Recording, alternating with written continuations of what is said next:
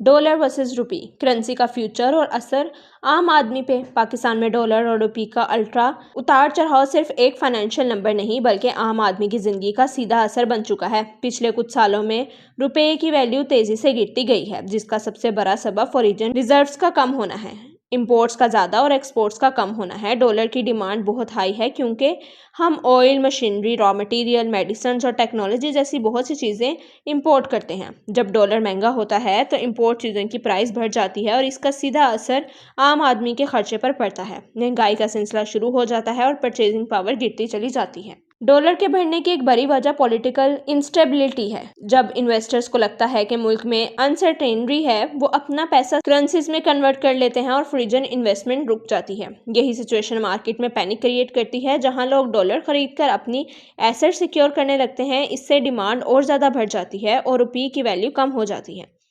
IMF programmes भी dollar की value पर असर डालते हैं क्योंकि उनकी शर्तें करेंसी को मार्केट बेस्ड रेट पर रखने की होती हैं।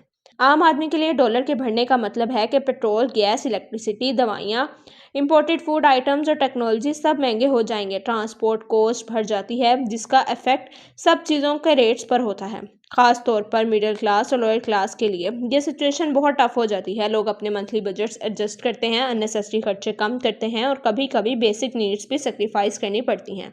डॉलर्स वर्सेस रुपीस की रेस में आने वाले 6 मंथ्स में कुछ पॉसिबल सिनेरियो सामने आ सकते हैं। अगर पॉलिटिकल IMF का अगला ट्रांसचेक रिलीज हुआ और एक्सपोर्ट में इंप्रूवमेंट हुई तो रुपये की वैल्यू थोड़ी स्टेबल हो सकती है। लेकिन अगर पॉलिटिकल अनरेस्ट, इंपोर्ट्स को प्रेशर और ग्लोबल ऑयल प्राइस बढ़ गई तो रुपये फर्दर डेप्रिशिएट कर सकता है। डॉलर 300 या उससे भी ऊपर जा सकता है, जो इकोनॉमी के लिए बहुत डैमेज होगा। करेंसी स्टेबिलिटी के लिए गवर्नमेंट को शॉर्ट टर्म और लॉन्ग टर्म दोनों स्टेप्स लेने होंगे। शॉर्ट टर्म में इंपोर्ट पर रिस्ट्रिक्शंस, लग्जरी गुड्स के इंपोर्ट्स का कंट्रोल और हवाला हुंडी सिस्टम पर क्रैक डाउन जरूरी है। लॉन्ग टर्म में एक्सपोर्ट्स बढ़ाना, IT सेक्टर को प्रमोट करना, टूरिज्म का रिवाइवल, CPEC प्रोजेक्ट को फास्ट ट्रैक करना और फॉरेन इन्वेस्टमेंट अट्रैक्ट करना ही सस्टेनेबल सोल्यूशन है।